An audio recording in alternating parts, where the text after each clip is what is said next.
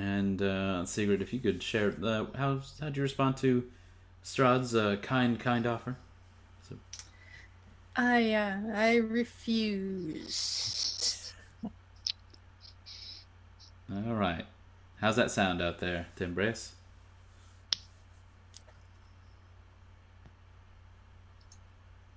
Everything is working perfectly. Woo! Yeah. All right. So Sigrid refused, and Ezra asked for what other options were. Strahd decided to give them more time. Thought maybe there'd be more to join. For some reason, Toren was insulted. Just out of character. Somewhere, miles away, Toren is offended. I feel a disturbance. That's how it goes. Speaking of disturbances, back at the top of the mountain, where the Abbey of St. Markovia lay, with a swarm of mongrel folk, people who have elected animal surgeries to add to their strengths and bodies and beauties.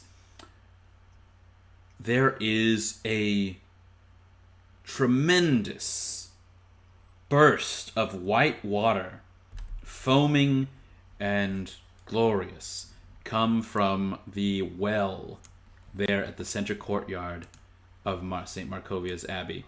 There is a spider person Yeah. who bursts out with this exploding well, as well as one very soggy but restored half-elf bard.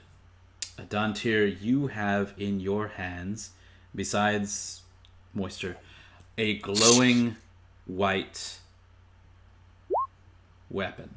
One that has been bestowed upon you by a patron of the Fae.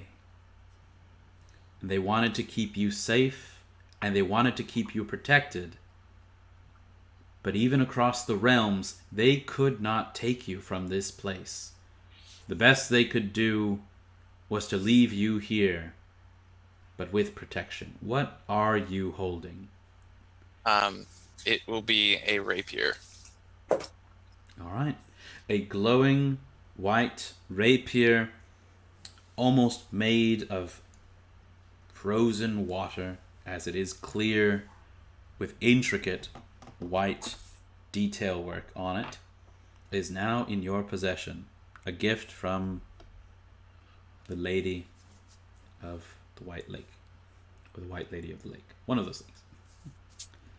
Fantastic. Just like in the stories. Toren, your brother just made a huge mess. Well, I'm not out by the well. I'm just saying you feel it. You know somewhere. I know he's messed up somehow. All right. So at that top courtyard, Dantiir, you have just burst into it. There are bangings going on about the locked storage rooms up here in the center of that courtyard. There are a tremendous number of mongrel folk pouring out from what must be their rooms and storage. And in the now wet mud, several of them are very, very bedraggled. And there's no more poundings. There is still a dark, overcast look to the sky. There are no longer any red eyes there in that sky. Do I hear any commotion that I might think is my brother? Toren, how are you reacting back over there? He is silent and just walking towards Glovia. Okay. No, seems all right. Last you left the kitchen, there was maybe angels and dragons and rampaging golems, so all this silence from that direction seems great. There's a mob coming towards you to tear you to pieces, by the way. I am going to... let's see, 1 minute, I want to check something. Okay, I am going to run to the kitchen. and just like peek in and see if I can see my brother. Oh yeah, Toren seems to be advancing, very bloody, very burned, towards a very large flesh golem. Reminds you of Lucian Falanesco, the way that it's all built up and muscular. But the head has taken on a very feminine jawline and is, in fact, speaking to Toren with Glovia's voice. Something about has perfected technique and will never die, and how foolish fools are fools. Great.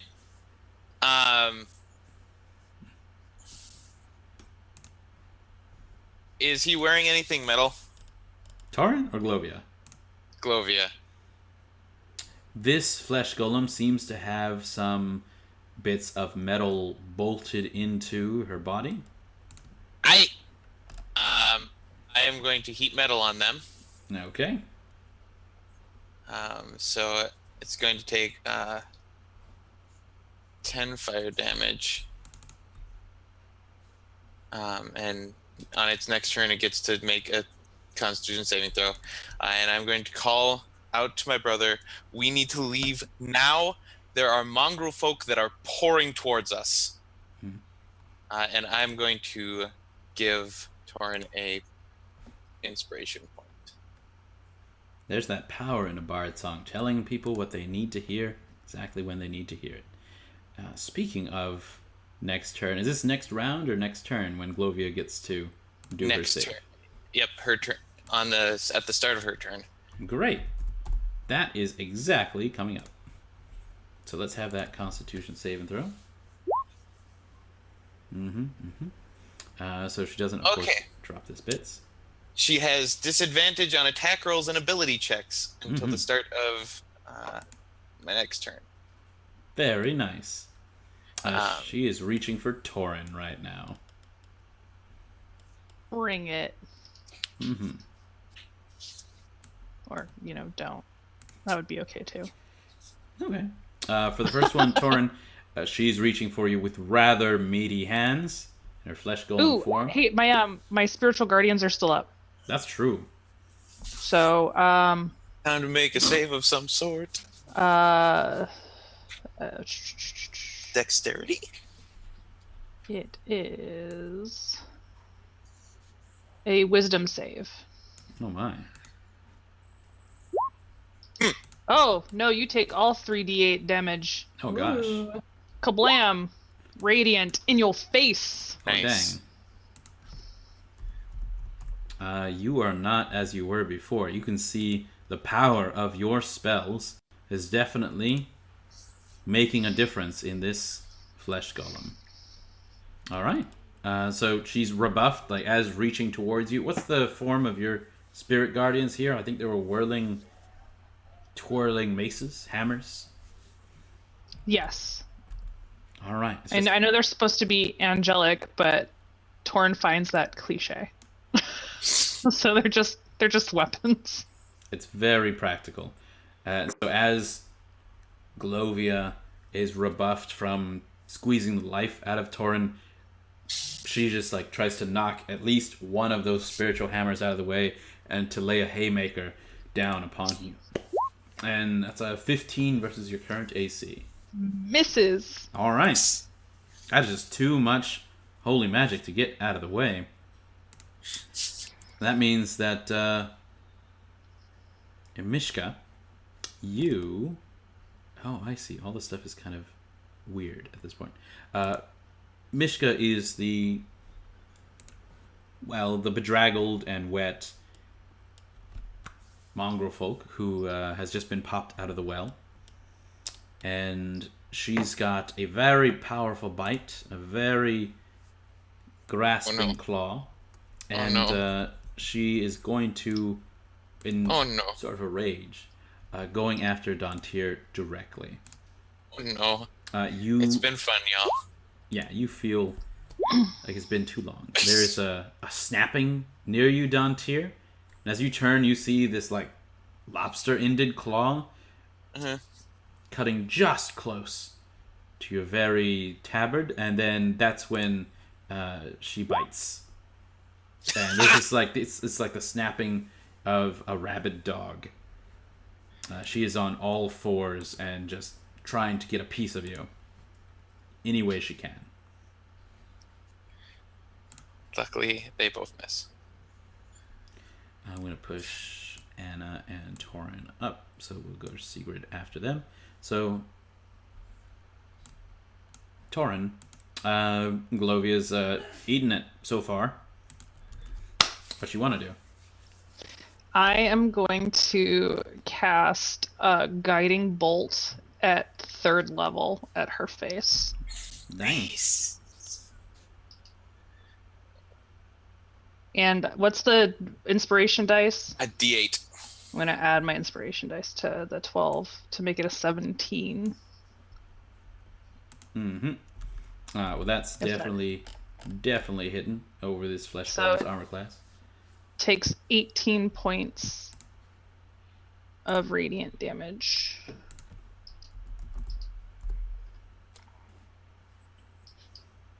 You can see a tremendous amount of damage has been inflicted upon Glovia's current form. She is still up and moving, but staggered, you might say. And then I will use my bonus action to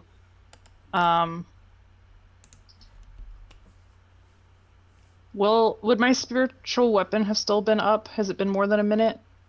No, this is still within the last. Okay. Yeah, then I'm gonna whack her with my spiritual weapon. What? 17 to hit. Definitely. 6 force damage. There's that one hammer that comes out of smashes on her fingers. She howls.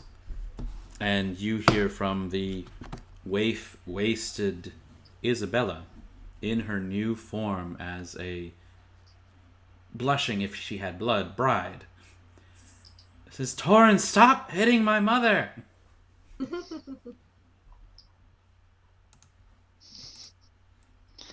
Toren just says quietly under my breath, your mother's dead. And I keep walking towards her. I'm dead too. Are you going to hit me? And then she steps in front of her mother. And she's definitely not as Oh no, she stepped big. into spiritual weapons! Yeah. So I think that's a save, right? It's a wisdom saving throw. Okay, she is a kid. Her wisdom is not very high.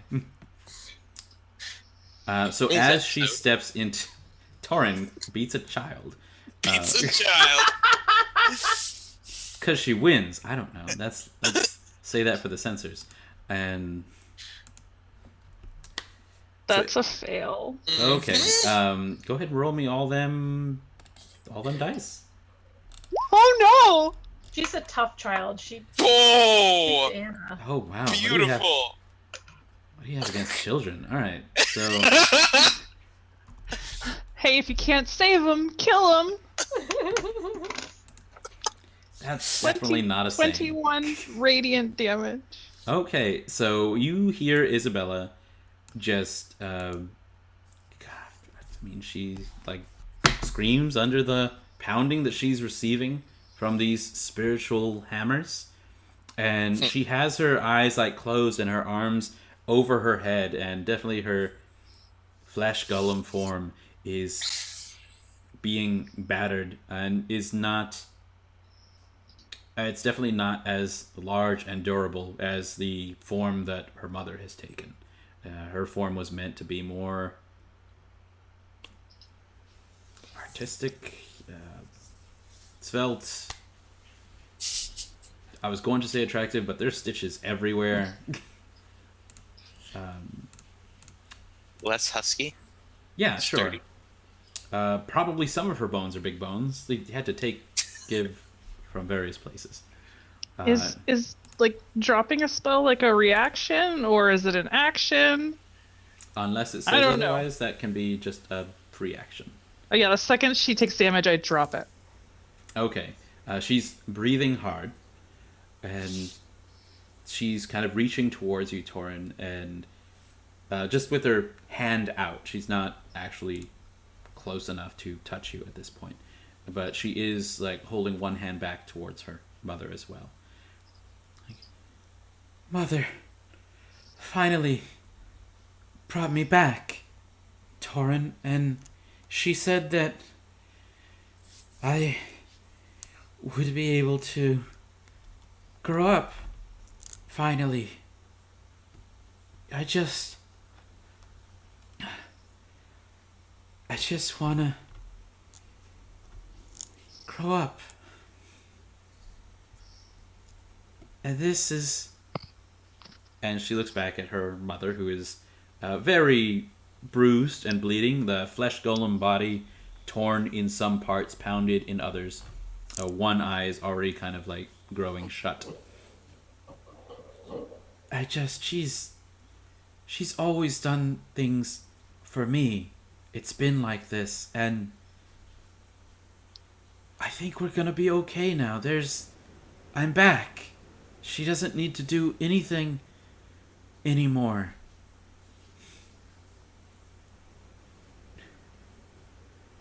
Toren, she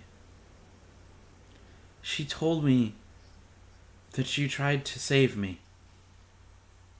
And that you did. And that maybe you burnt our house down? But we've got this new place to live. We can just stay here and not bother anybody. Please?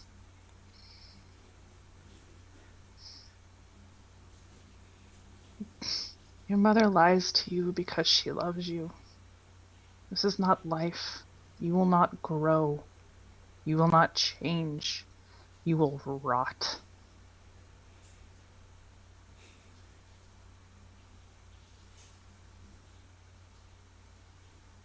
I guess I know how that feels already.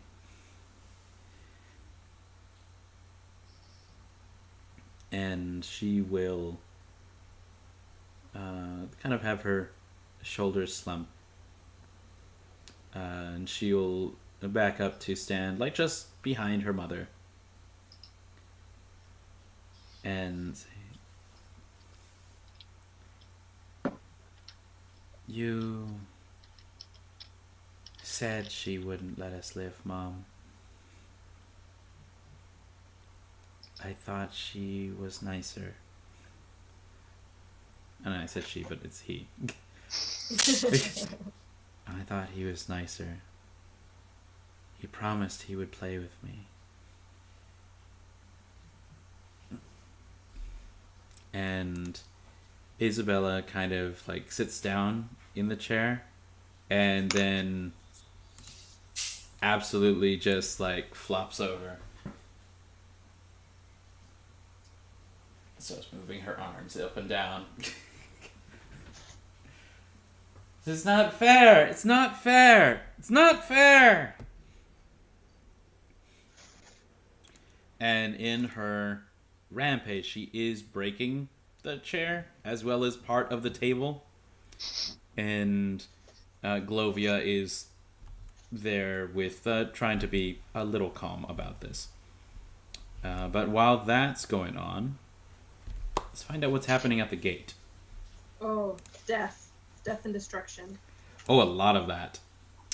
So at the gate of Kresk, this is where Anna has been contending.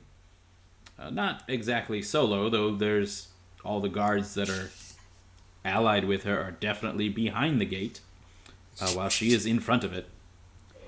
And she has had to fight off both werewolf, dire, and normal wolves who have been reaching up to try to take her out of the sky.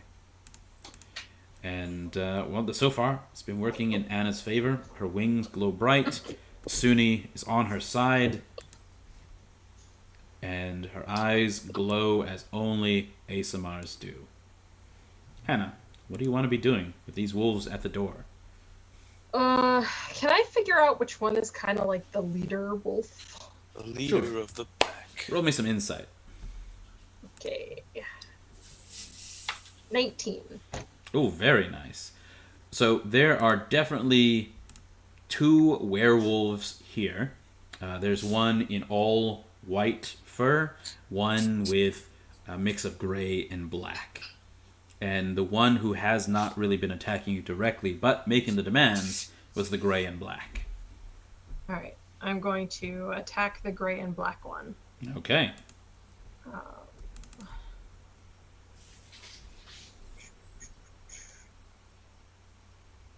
It's a 15 hit. Ooh, 15 is definitely a hit. Okay, so I would like to add Divine Smite to that. Oh, no. Hang on. Let me see if I... Oh, wait. Sorry. I would like to add Blinding Smite to that. Nice. So... I deal an extra 3d8 radiant damage, and you must succeed a Constitution saving throw. So let me do the 3d8. Okay, add 9 more radiant damage, Nice. and then you must succeed on DC of 15. Okay, Constitution saving throw. Let's change it. Check that out. That will be a 3. So he is blinded Blinded by the light. until he can make another Constitution saving throw at the end of his turn. Okay, this is very good, because with your glaive, as you saw it dig into this werewolf's side, you saw it even stitching up as you continued the cut. And so it did much less damage than you expected Fucking it to. stupid! The radiant damage, though, hit them full force. Okay. And as that happens, you do blind them, and he swears with wolven jowls and says, "Alina, take care of that one." Well, I have a second attack, so I'm gonna attack him again. Go for it.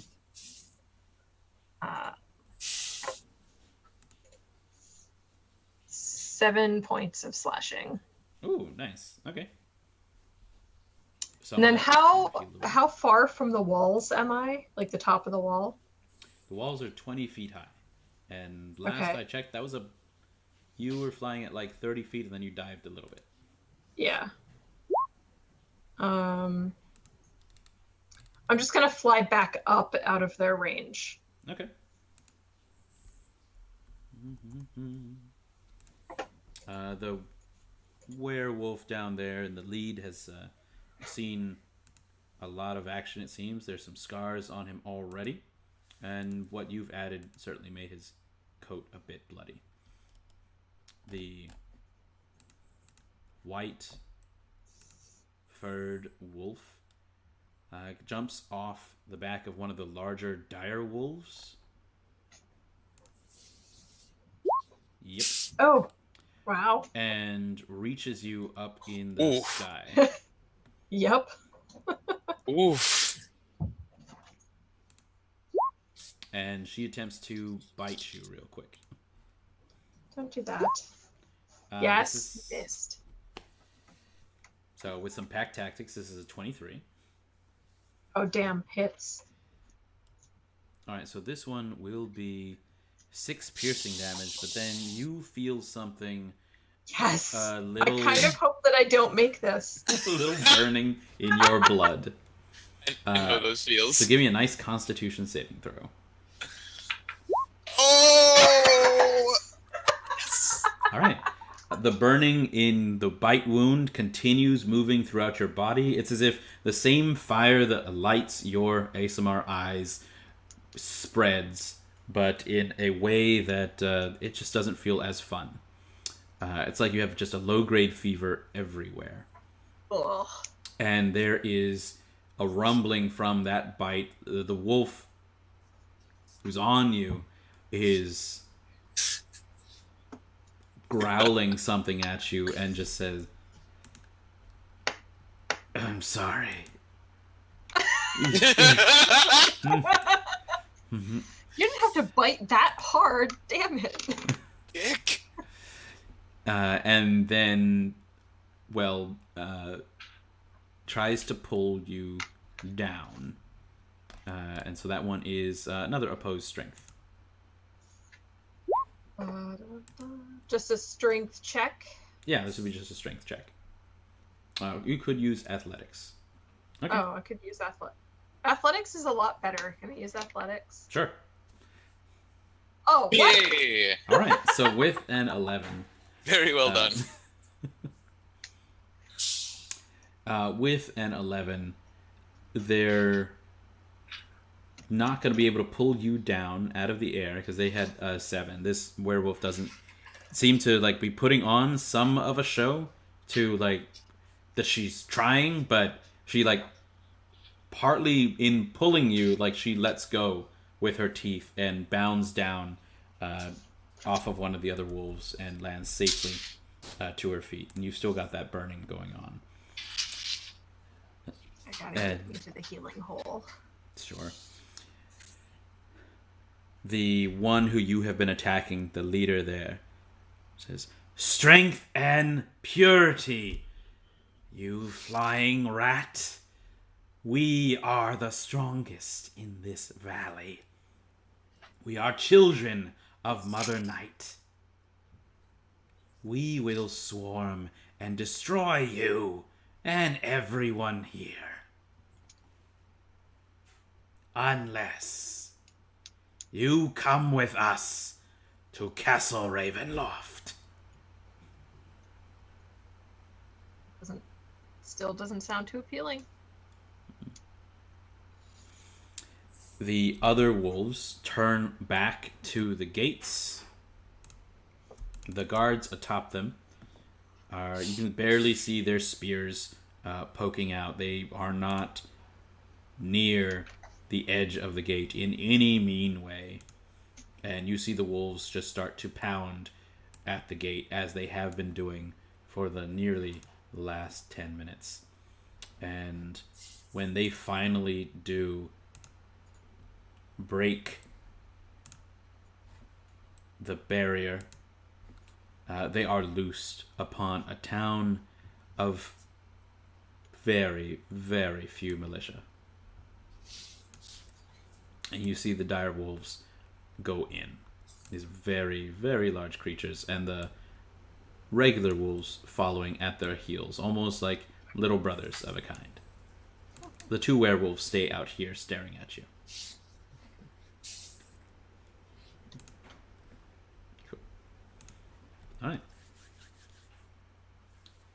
Back at Castle Ravenloft. Back at the ranch. Back at the ranch. Let's see.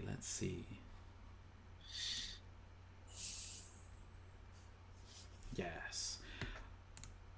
Segrid, you and Ezra have been taken to a very tall tower landing. There was a very comfortable couch on the outside. It seemed like there was a nice guest room just at the front. You are about 3 to 4 flights up. It's rather daunting to keep track as some of the stairs seem to be moving within the castle. And you can see whenever there has been windows pointing outside that the castle is indeed lowering from its high position from the last time that you left Ravenloft. The room is adorned with 4-poster bed, closets, and some decorative suits of armors.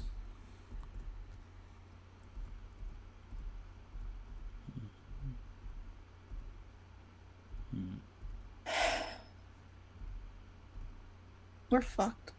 Think? I mean, it seemed fine to me. But you've been here longer than I have, so... Yeah. I'm sorry I couldn't get you out. I'm sorry I brought you here. I didn't think that would happen. I think we probably should have gotten the hint the first time we tried it. Oh, because of the like skulls and stuff. The fire and the blood, rivers of blood. Yeah, Mm-hmm. that I probably just should have thought been that a was hint. like maybe the like the aesthetic of the place. Yeah. Yeah, this place has a feeling about it. How are you feeling, Ezra? I don't think I've ever asked you. Yeah, it's been a whirlwind of a couple of days. What has it been like? Only 5 or 6? I don't really know. It feels like a year. Yeah. It's hard to take in what I'm supposed to be feeling at the moment. Yeah. Because it's supposed to be doom and gloom, and we're supposed to be, we're going to die or something. There are two cats lounging on the multiple Oh yeah, I forgot divans I have here. cats inside my robe.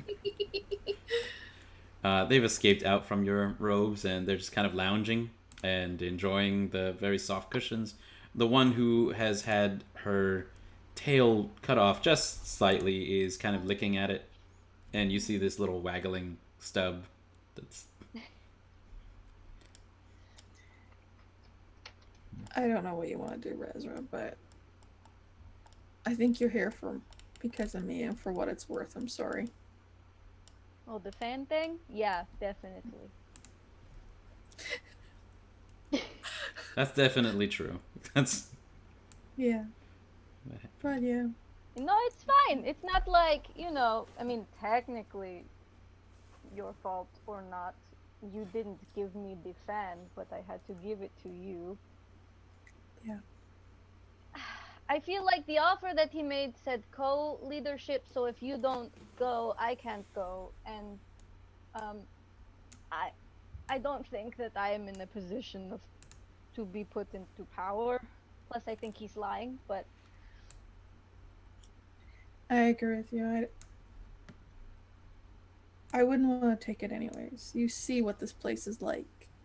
What that abbot was like. What these towns are like. What he's like. I wouldn't want to become that. I just want to go home. I just want to see my mom and my sister again. okay. So we have to figure out a way to get you home and maybe make a deal of some kind. See, the problem is I'm not going home without everybody. Until I know that they're dead for sure, I'm not going home. Because I can't leave anybody here. That's very fair. I'm... Didn't they say, though, if you die here, you still are, like, stuck here, so... Yeah. I'd rather die here than risk going home to my family altered by him. I'm afraid. So I'm prepared to stay. But I'm not... I don't trust Strahd. And if I ever get the choice, I'll kill him. It's simple as that. I can't. I'll die trying, but I can't do it. I can't. My family's looking at me from my ancestors. My father. I can't do it. Okay, so we try and find a way out of here, get the rest of the group, somehow obtain the power to kill Strahd, and then we win. If you get a chance to run, run. If you need me to make a distraction, let me know. I mean, I already tried magic to get out of here, and that brought us here, so I am out of ideas. You're not wrong. At this point, there is a knock at your door. Oh, great. Wonderful. I'll go open the door. Okay. Okay. Standing outside is the young elf, I guess. Still 100, but still looking like just someone out of his teens. A Nimble Briarbow. And as he is standing there, he just kind of wants to know if there's anything that you need. Food and water. Ezra, anything you want? How are you doing? I want to know how you're doing. Oh, I'm very well. They've taken care of me here. I become one of the new brides, I guess. And he's indicating of his dressage. They give me anything that I need, and I find no wants. And he's Is looking. he really doing okay? Oh, give me an insight. Oh no. Segrid, you can do perception. Woo! That one! All right. You know what? The lad says he's all right. No wants, no Yeah. needs. Who am I to judge? Yeah, He's got some fancy duds on. totally fair. Segrid, you notice that he's kind of rubbing his hand against that high-collared fancy suit that he's wearing, well filigreed in gold and silver and scarlet How close cloth. is he getting? He's within like conversation distance. You I'll didn't grab know it and I him. can pull it down. Oh, there are 2 fang marks right there, and there is. They are not closed. They are not healed over. It's been more than a few days since last you left. Maybe even 10 days time. And he kind of winces as you pull down his collar.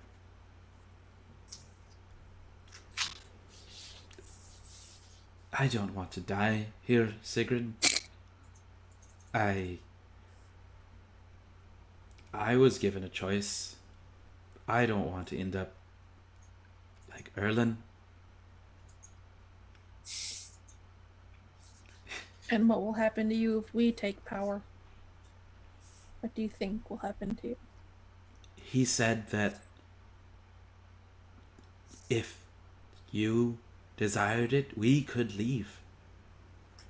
We could go back to Faerun. We could go back to the Greenwood. Does he look sincere or like he's under some? What's his eyes doing? Like, are they glazed over? Does he look high? Does he look like? He mostly looks sad. A little sad at himself.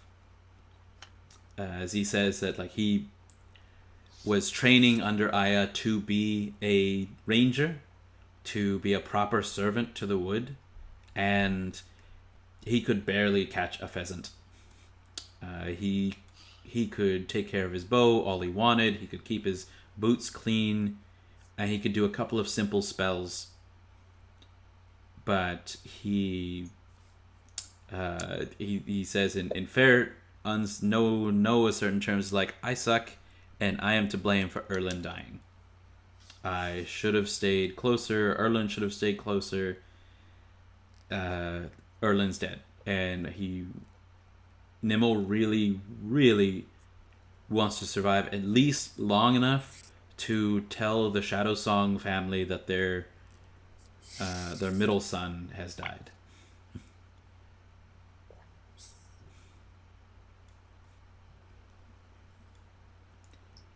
I don't know what'll happen if you don't take this deal, but I just wanted to make sure I wouldn't be worse off. So I took the deal he offered me. The other brides, they have their own wings and servants, and I have some space of my own carved out here. Miss Glenmere, she'll be all right too. But could you... What if you took the powers and just let them go? Just let everybody go. Let everyone in the valley go.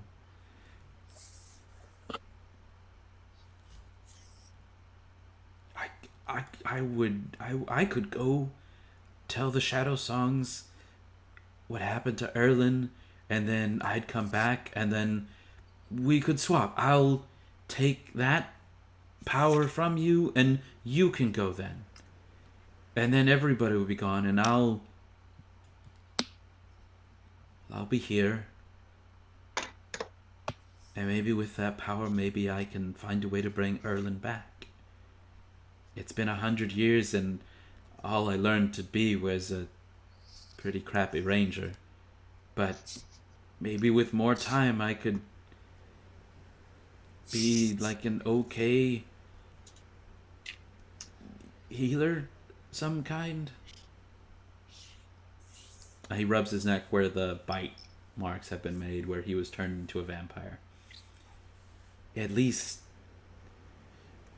I'll know I'll be here. Nothing inside that spiders would want to eat. And that is sort of a laugh.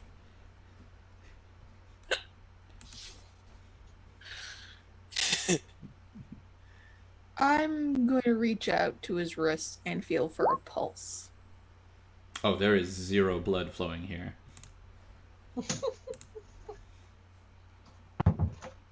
He's definitely been turned.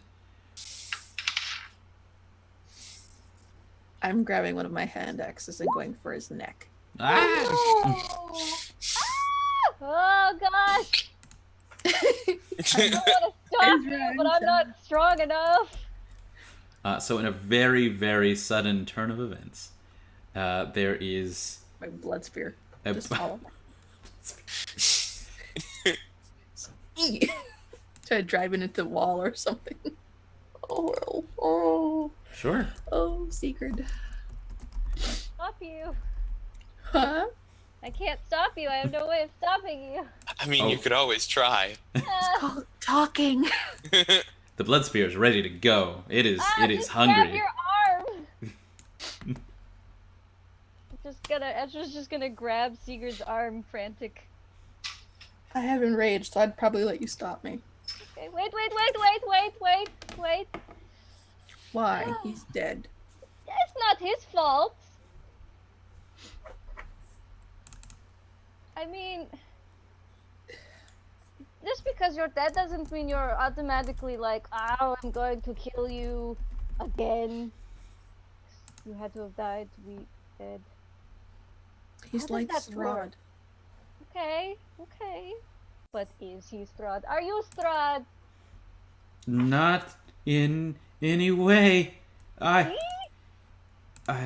He wouldn't turn any of us into the same kind of vampire he are. We are servant vampires of a kind.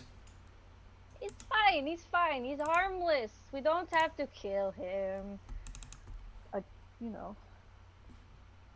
What good would it do to kill him? An undead would be dead permanently. Somehow. But you don't know for sure. I don't know. I just this place is weird. Which is why if I don't understand it, I kill it. That's my new policy. It wasn't before. But I think it'll work. Okie dokie. Does that, as Nimel is in your power, you can get that axe down with advantage if you want.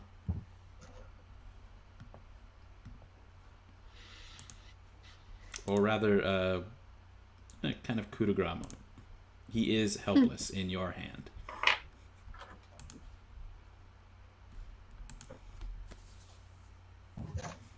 Ezra's just gonna worm his way in between them.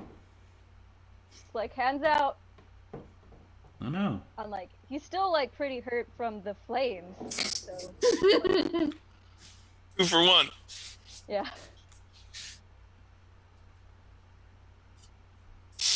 You know, if you're going to kill, him, might as well kill me. Get it out of your system, I guess.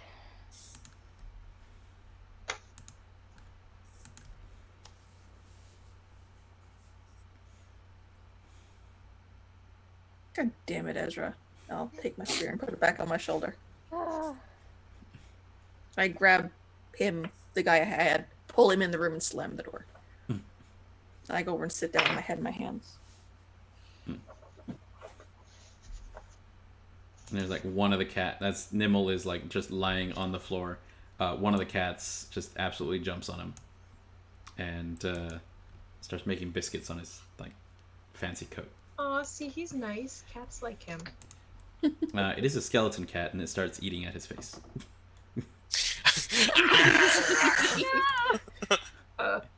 Okay, I don't feel anything. He just kind of barely like says like, "No, stop." And the cat Stop. just kind of goes at it. But that's one thing. And he just kind of like huddles there on the floor, not quite knowing what to do or where to go, but he's like almost curling up in a fetal position in this way and just shivering and not super audibly, but he doesn't have working tear ducts anymore, but so there's like some bits of some fluids coming out from near the corners of his eyes. And he's just sobbing on the floor. And that puts us to then, unless Ezra, you want to take any special initiatives.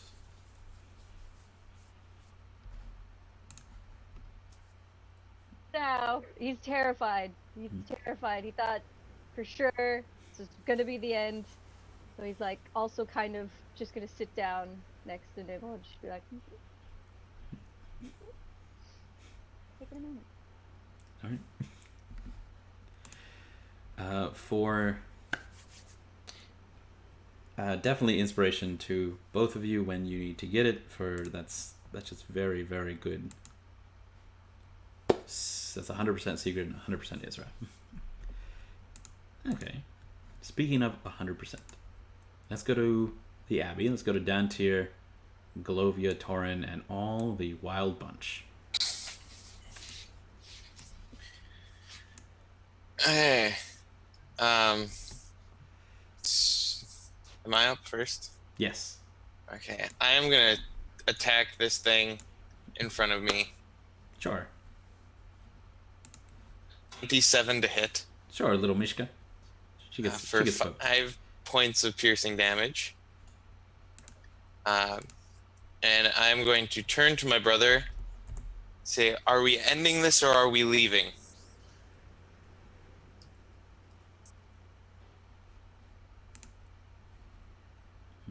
He is ignoring you. He has been the entire time. Well, since I'm not getting any response from my brother, I'm going to guess that we're ending this, and I will use my bonus action to cause some fire damage. Okay. So that is 12 points of fire damage to Golovia. Mm-hmm. That is tasty. She is especially unsettled, almost unhinged by the fire damage. It's just something flesh golems are very averse to. They're good against magic. They are not good against fire. Good. And that will do it for me. All right. Is Dantiir good with being out there at the entrance to this cafeteria? There are rather a lot of mongrel folk on the way. They're still approaching. Mm-hmm. Okay. Then I am going to 1 minute here. Let me make it big. So I can actually see.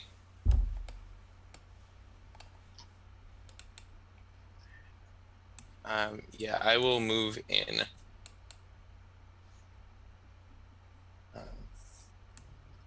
Follow behind my brother. All right.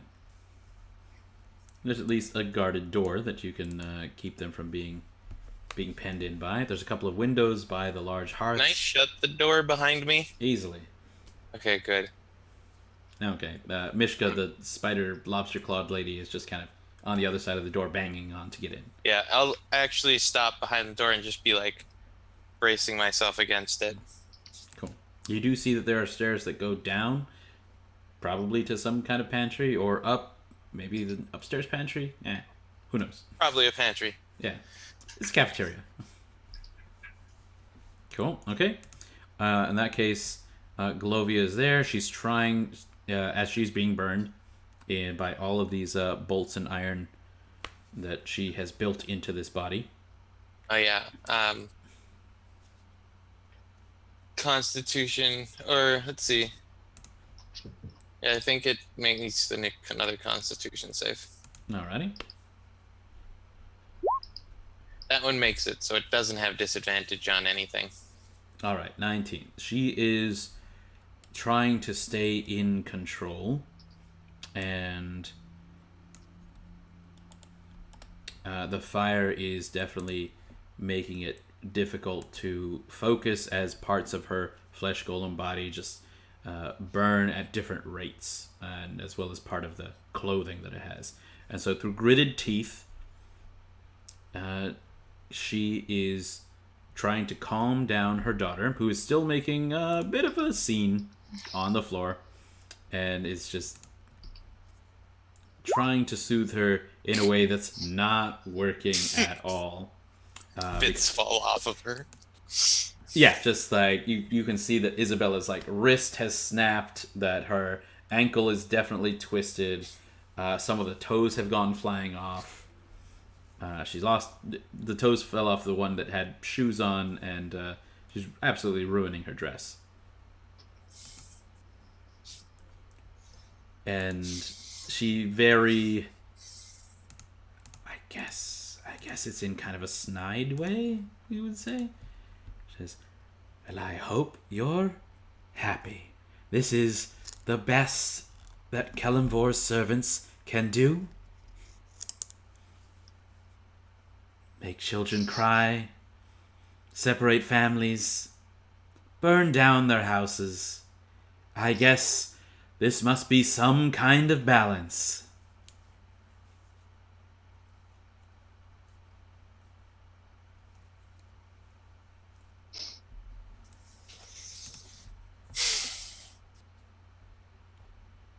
Glovia looks over to where the ashes and former body of the abbot kind of lay in a pile.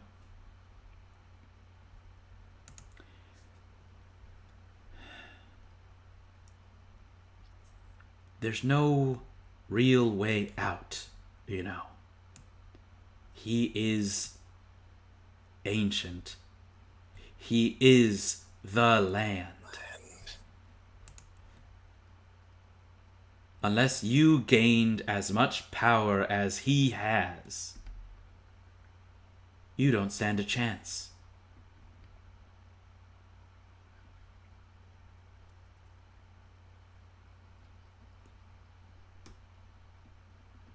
You'll kill us. We'll be here. We'll rebirth. The cycle will continue. Eventually, you'll die by his hand or by old age. We'll see you again. We'll do this dance.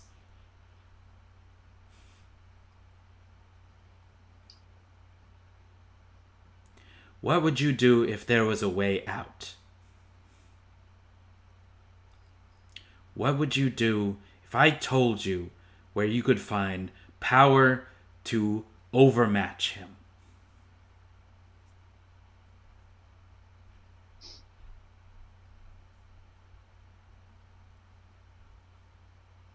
And you, Such as? No. Why would we trust you? You've already said you don't want it to end. You've already lied to us multiple times. When have I lied? I said you could do what you will. The first time we met you, multiple times back at the village. I told you my daughter had died. I was saving the village. Those people in Arashnow are alive because of me. She was begging you to let her go, to not do this, and you kept trying to tear her spirit and put it in another body. She is a child. I didn't use a fresh body for this one. Toes flying off everywhere, honestly. Is it worse? That makes it better? Is it worse? I didn't steal any little girls for this one. I'm dead How is now. this any less suffering for her? How is this a life? Who do you think will look on her? Other than yourself, you've doomed her to a life of solitude and misery and decay. If it is a cycle and she's just going to come back, why would you not let her just come back instead of locking her in this body that... It's wrong.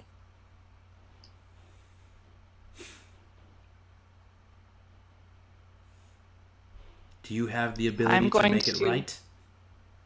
I'm going to pull out her trinket box with her drawing with the sunshine, and I'm going to hold it out to Glovia, like not give it to her, like show it to her. And I'm going to say, this is what she dreams of. And then I'm going to bamf angel style. Just to be fucking dramatic. And be like, tell me I could not have given this to her.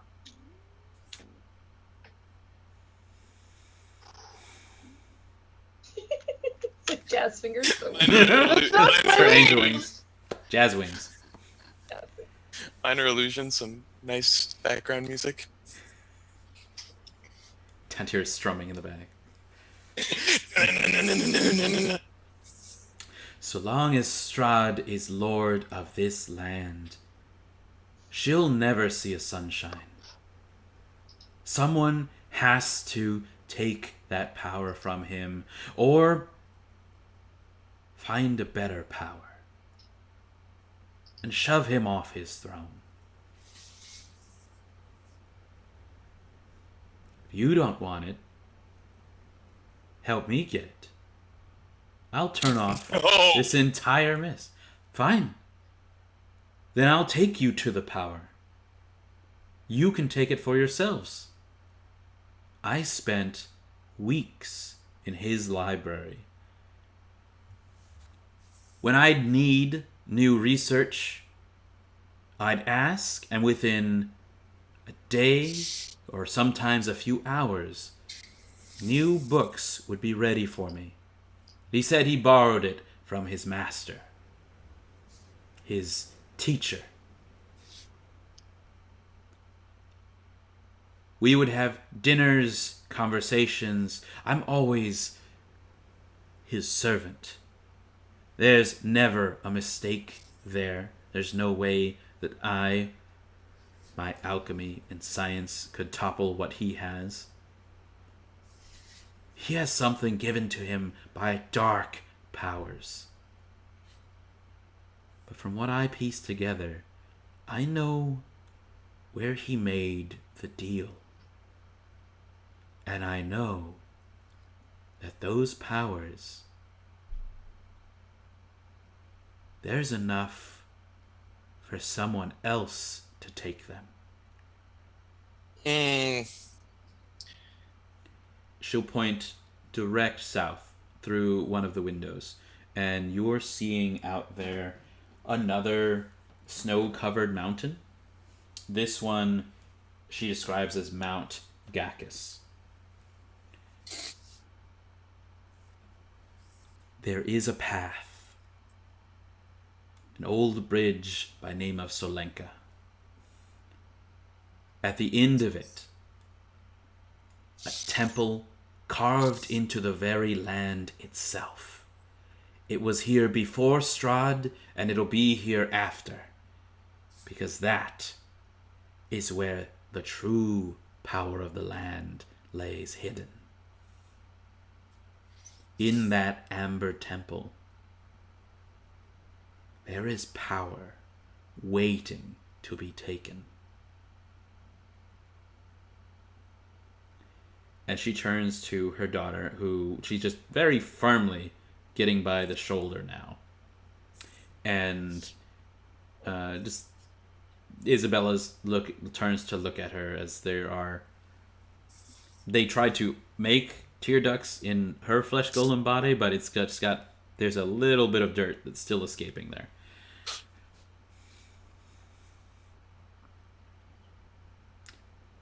We'll see you again.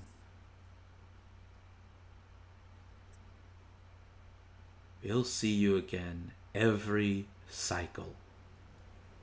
Unless you do something about it. And then Glovia will make a sigil mark in the air, and there is a glowing rune that appears among other glowing blue marks on Isabella's golem body, and several red marks on Glovia's own body. And to the sigil that's floating in the air, Glovia grabs it, and with two hands changes what the sigil says so that it breaks. There is disruption of the ritual spell that is keeping her and Isabella's souls tied to these golem bodies, and both of them fall limp, crushing one more of the chairs.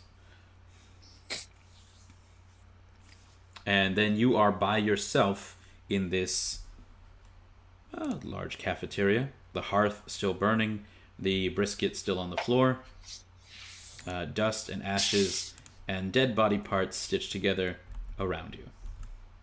I will turn to Dantiir and look at him, and still all angelic, tell him to get out. Come with me, and yes.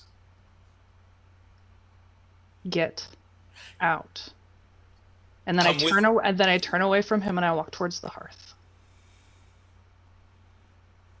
Dantiir's not leaving. I'm going to take firewood from the hearth and I'm going to start lighting everything that's flammable on fire. That would be most of the building. We'll start with the table and chairs. Dantiir will brace up the door and go to help. Why are you shutting us in? Ugh, I didn't say that out loud. Because they're still pounding on the door. Just the mongrels coming in to kill you. So I'm just lighting everything on fire. I'm still angelic. I'm ignoring him. And I will move from the table and chairs to the railings on the stairwells and moving back out towards the door to leave. Well, this is certainly one way to test that resurrection theory. All right. That's... Is there any peephole in this door, or is it just a solid piece? That one's a solid piece. There are windows around, just on every other part. Any facing in towards the courtyard?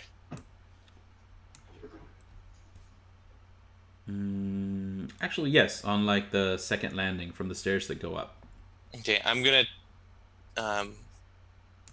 just go up there quick to keep an eye on and see how horribly boxed in we are, and I'm going to be relaying information just in case they start blocking it and we can't get out, so we're not locked in here to die on fire. Dantiir, what you see out the window is a bit of a mishmash. There are well over maybe 36 mongrel folk out there, but many of them are kind of just meandering there. They don't want to go near the cafeteria. Somebody's pointed out that it's starting to smoke and billow.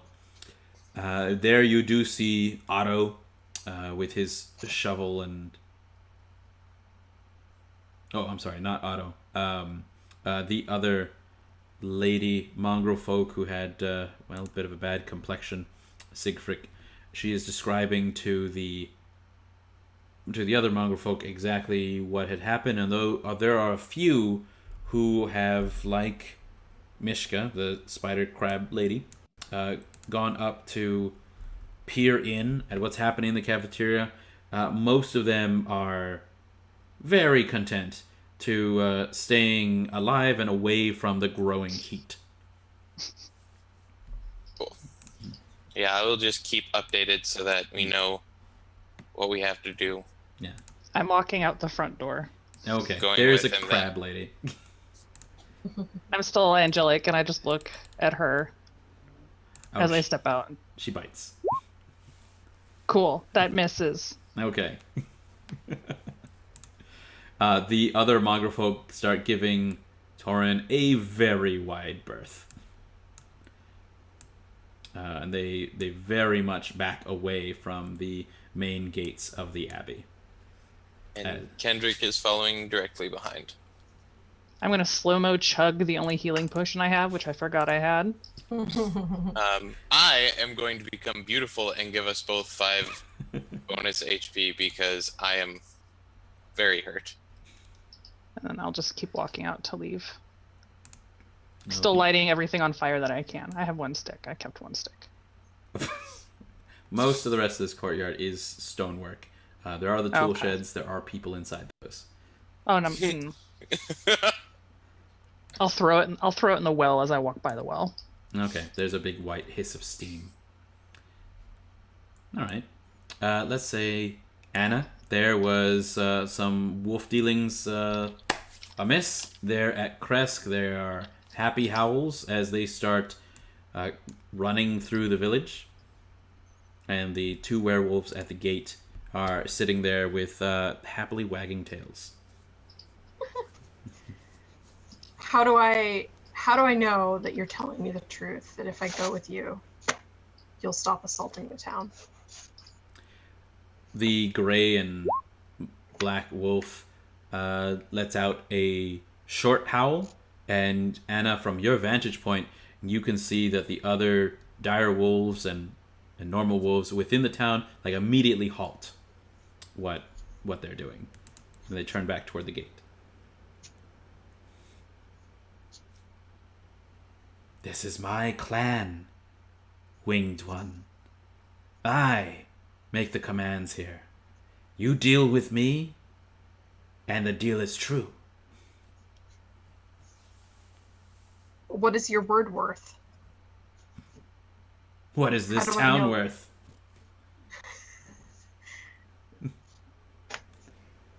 I'd say there's at least a dozen souls here left. He sniffs in the air. She'll land on the ground next to them. Good news for that newborn, I guess. Where are your friends? I have no idea. He swears underneath his breath.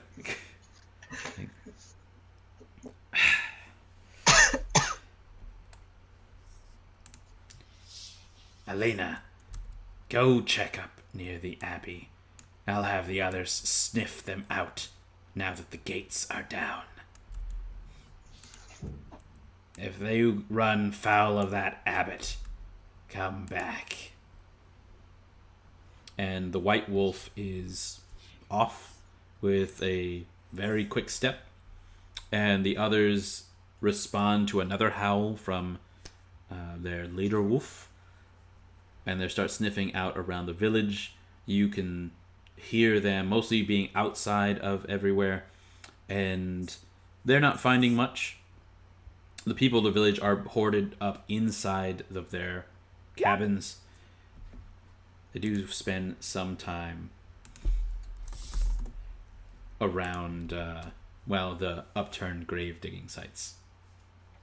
There's another howl from further at the base of the mountain, and that is from Alina, saying that, hey, they're up here. The gray-black wolf starts trotting through town to the base of, the abbey. Okay. I'd say this is a good spot. Let's take a quick 7-minute break. We're going to come to our conclusions for this session real quick.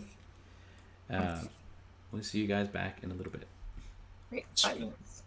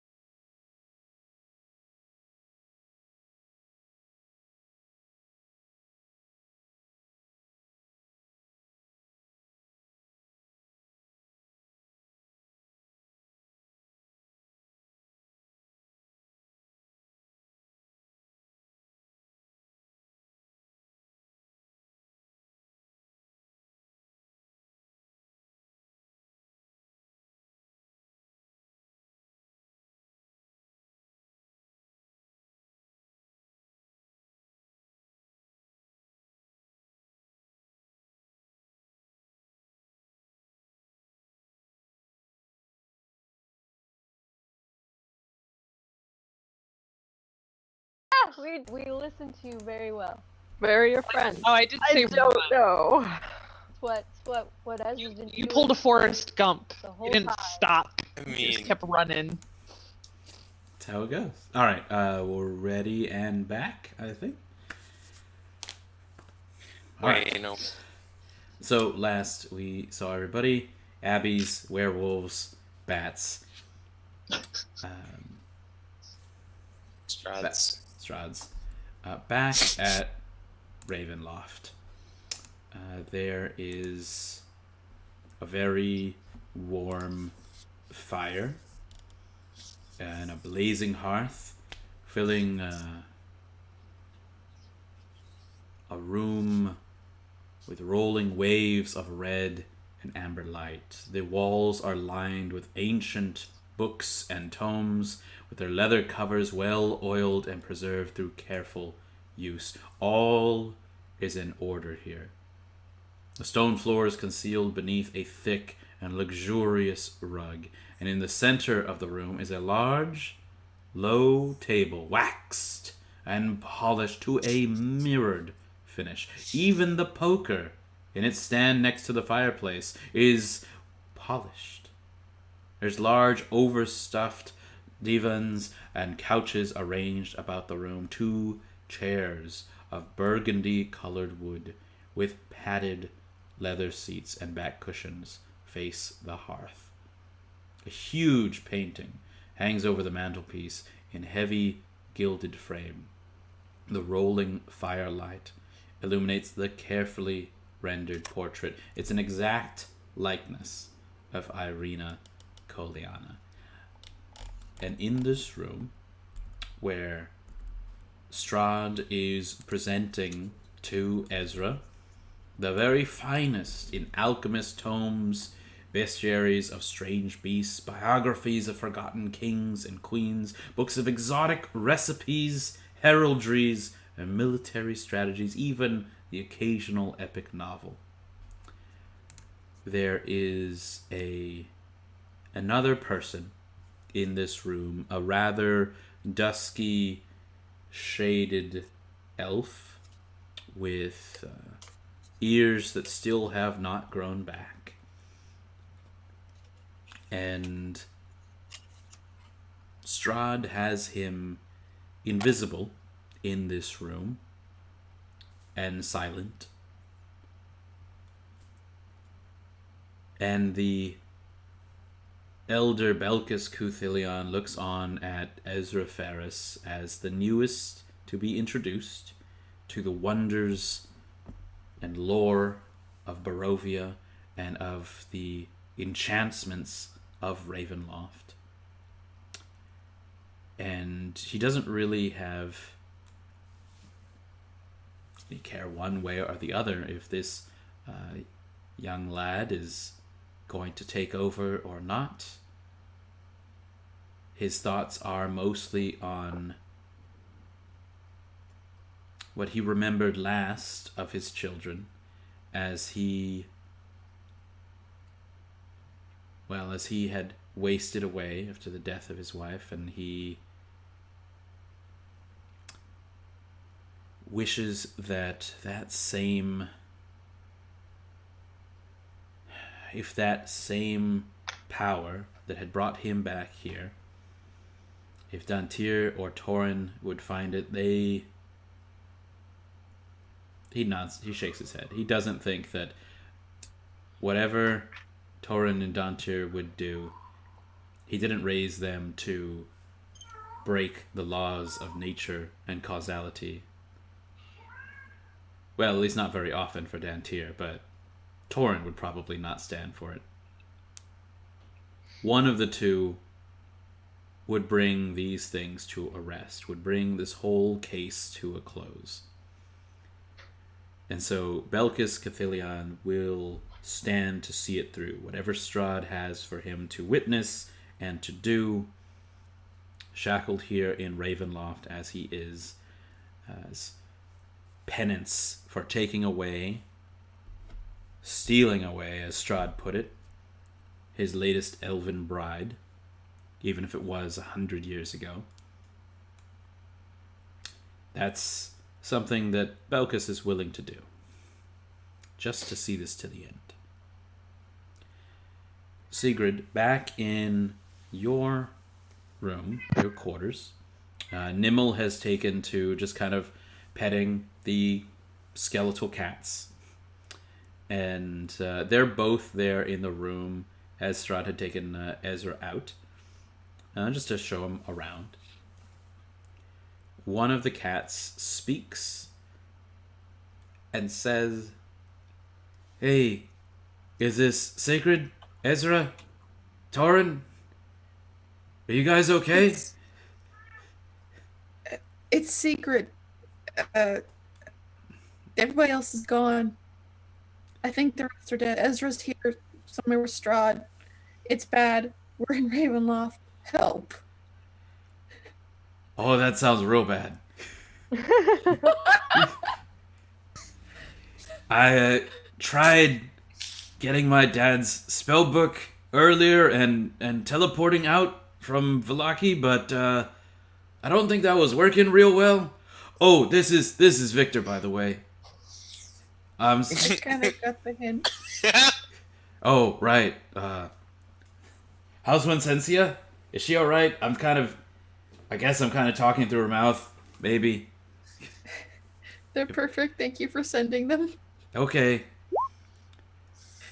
There's not a lot of us left here in Vallaki. Somebody, I guess, put some vampires in a building and then let them out. It was real bad scene. Most of the place was on fire after a while. I guess we were looking over at the castle and now it's on the ground? Yeah. We're waiting on guests. Ha! Alright. We need to get out of here. I don't know how to get out. I don't know where Ezra is. I think the others are dead. I don't know. Things Well, went bad. if we see them on the road, they can come over here with us. Oh, yeah, we found something too. In that building that the vampires popped out of, we took care of enough of them, I guess. Burned down the rest. They had something stored in there. There's this weird kind of tube with a bunch of silver inside. And there's an axe that one of the brothers out here says is they were supposed to find for you. Victor? Yeah. Take those things and keep them safe for me, please. Oh, well, all right. Or give them to me. It's just one or the other. Keep them safe or give them to me, okay? We'll do our best. We're gonna try to do both. We'll see in a bit. I'll try again through Wincencia if we can. If not, then maybe Zandra. I guess keep them close. We'll see you soon. Thank you. And the cat meows. I'll pick the cat up and cuddle her. Ezra in the study. This is certainly a really nice set of books, and Strahd has all of them at your disposal. Everything that you show just a passing glance of interest in, he's mage-handing off the walls and laying open to sharing some of the favorite bits at all of these books, and there's stacks all around. Ezra, I hope that you do come to a decision quite soon, but I do want it to be one that you have taken full care and thought. I have done a bit of scrying upon Toren and Dantiir for many years now. Their father was one who caused me a bit of consternation in the past, but I thought they were of good stock. I was wrong. You, however, I didn't know much about you. And when I tried to find out more, I found family of business men and women, and I didn't see a mother. Whatever happened to Miss Pheras? It's funny that you ask that, because I don't know exactly. I just came home one day and she was not there. Well, you are of her blood. Would you like to find her? And there is, from the table beneath it, there is a parting so that it splits. And rising up, there is a very golden brazier, but instead of being filled with fire or coals, there is a very placid, clear filling of water. I have here some spring water from the waters of St. Markovia. Some of the last, I believe, since there was an incident. Ezra, are you familiar with methods of scrying? I was going to dip into that a little bit, but I'm going to say no. Not really, no. It is a simple matter. We can find exactly who we want by blood relation. Would you mind? And he holds out his hand, and with like one finger with a pointed claw on it, just as if waiting for your hand. Oh god. Do it. I mean, Ezra's gonna do it for sure, but me, Shelby, I shouldn't do that. Strahd takes Ezra's hand and with a deft motion, faster than the eye could blink, has pricked his finger, and 2 drops fall into the scrying pool here. I'll take care of the heavy lifting here. You just focus your thoughts upon your mother. And the pool turns instantly gray. There are clouds upon it, almost as if the mists themselves are here in the room. There's even some effervescence as the scrying pool fills with even more liquid. You can see Ezra's blood kind of mixed there at the bottom, and figures start forming out of it. There is what looks to be like miniature figures of the village where Ezra grew up. There are small houses and homes. This is on kind of a typical day. There's even like a very small Ezra there, a couple of years younger. There is very distinctly, due to a kind of golden aura, a glow around what Ezra is able to recognize as his mother, and she's being led away from the town, and she's being led to a place of ending, a place of execution. And as the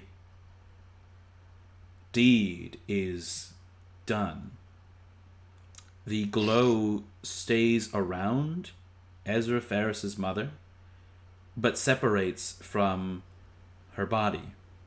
And that spirit does fly away. And the scene changes to another plane, one of mist and, well, just more mist. There is a floating soul among many souls, but still with a golden glow. Ezra, I am so sorry. I had no idea. Your mother's soul is trapped. It is in a place of limbo, not finding any rest eternal, just a weariness, a gray. I would not have shown you this if I did not want to cause you any such pain.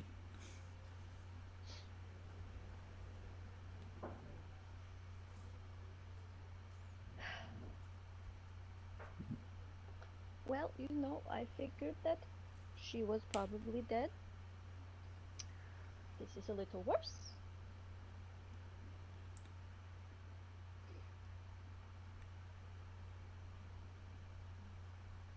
Would you like to see her again?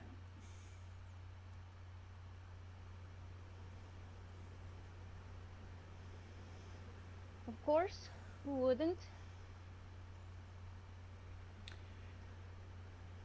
There is a place where I became Vampire Lord.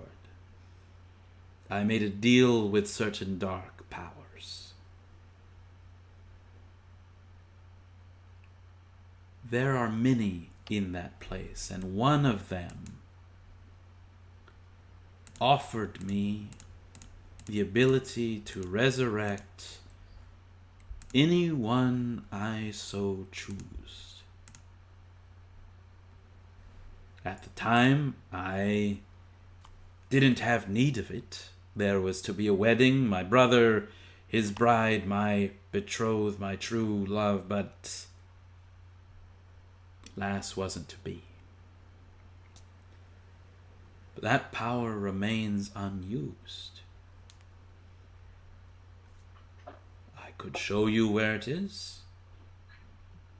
We might have a reunion here.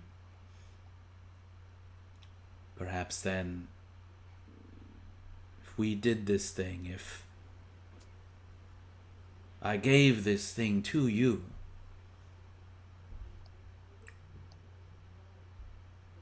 would you free me from my burden? Would you free me from this curse? This long, long life? Is Would that you- all you really want? I would switch places with any rested souls out there in the world, then spend another lonely millennia here in this valley. There is no hope of my love returning to me here. Perhaps there are new loves elsewhere. Perhaps there is a place here for you and your mother to have time together at last.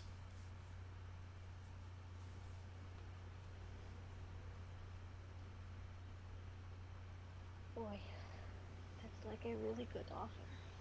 It's almost like you knew exactly what I wanted. I've been around a while.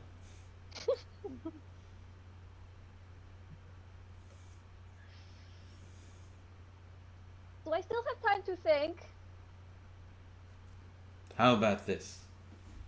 Okay. We'll have all the time in travel between here and the Amber Temple, where lay the bargain you may make. I'll expect a decision once the power has been used.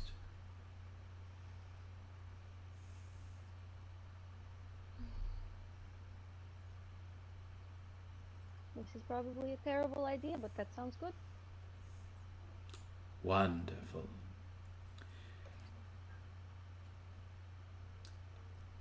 I'll make sure your friends can find us.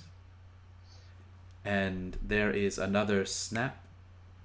And where Castle Ravenloft had been settling into the ground, it once more lifts high above, cracks and crevices spreading out from beneath the ground, as the entire castle leaves its position, zooms over the land. There is a crowd from Valaki looking up overhead, Victor Valakovich at its head, holding onto and waving a golden axe and a silvered alchemist bag, as Ravenloft itself goes over the skies through the mist and lands just past the Solenka Pass. This is when, at the base of the abbey, Toren and Dantiir are met with a white-haired familiar face, a white wolf who transforms in front of them and says, "I can't believe you're alive." I can't believe you're alive. Strahd wants you. One of you. Both of you. He'll stop at nothing. And why are you telling us this?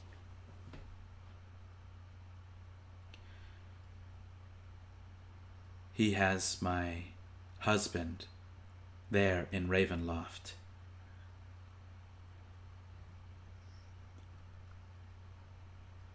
I didn't think there would be a life for me after what happened with Laszlo.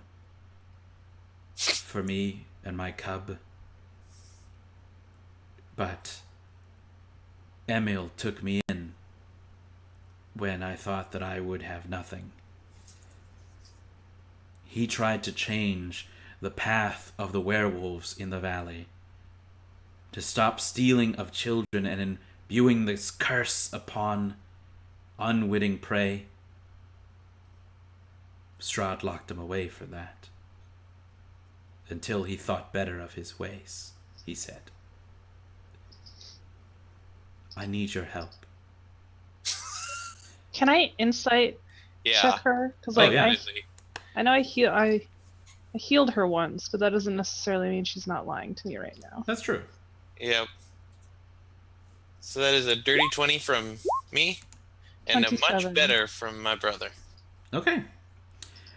She is being sincere, and she's absent-mindedly holding onto her stomach, where you do see amongst her robes that she does still have a very long scar. So not only is this actually Alina Vaduva, as you met before, Dantiir, you hold within your pack or at your side her late husband Laszlo's whip of warning. And you had last heard her cub howling many, many weeks and months ago. She has found new love. She's sincere about it. She certainly does not have any love for Strahd, and she does believe that you are in very much danger. And that's when you see a big old castle fly past the mountain. There's Ezra waving from one of the windows. Segrid maybe saying, like, what the F, as, like, passing by. And the cats are just, like, meowing their heads up as they want to, like, bat at the windows. Speaking of bats, like, one vampire spawn crawling on the outside of the window just kind of looks in on Segrid and, like, bats back at the cats. And that's where we'll leave our session for today, with a lot of things up in the air. Literally. Literally. Cool. Like an entire castle worth of stuff. What? Yeah, some kind of castle in the sky. Definitely worse than the other castle in the sky. Like, just. Guys, how's it going? Good Well, job, Ezra. Guess we gotta kill Ezra now. Woo! I mean, if you can. This is some good deals that are going on in this temple. You're gonna get such a lecture. You're gonna get the mom stare Yep. and the dad stare. Yep. I mean, she could get 2 mom stares. This is gonna happen. Everybody can get their mom stares. Great, y'all. Dad It's gonna be stares. fine. This is fine. We're fine. We're good. We're fine. This Great. is a good No reunion problems. episode coming up. All right. Oh boy. So Evil twisted mom. we'll see y'all in another time, another place. Wherever it is, I'm sure you'll find your way to happy fun times in Barovia. It is the Hotel California of D&D. You can never leave.